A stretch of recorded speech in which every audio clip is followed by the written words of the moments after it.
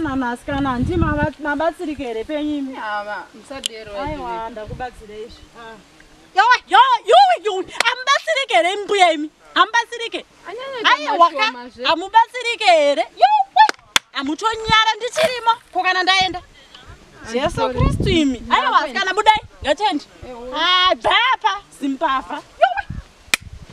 Ndechegore rinoti chaona zvakawanda. Maiwe.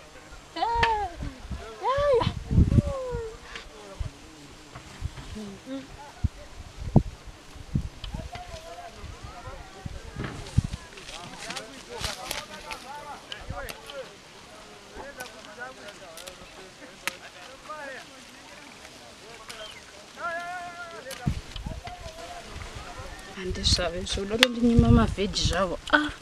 Ndingambosiya mhuri yangu ichifa nenzara. Ndezvave tangira papa meshikanga maswera. Yo, kondimi mutsvage kumugadheni mameshikanga nayasikana maswera here medi. Ko chichi chiri kuitika pano? Vanditi hangu nditeme. Asikana munganzi mutime mugadheni muridza sipo. Hakuna zvakadaro. Vari kupika meshikanga vachiti vaone tese asikana. Vanga tori pano manje vaenda kumba kwavo.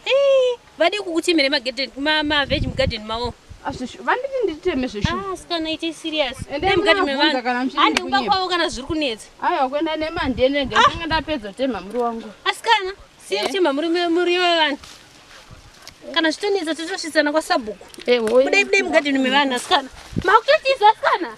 Meshikanga wacho aripiko? Iwe, ndozvo zvakatooma.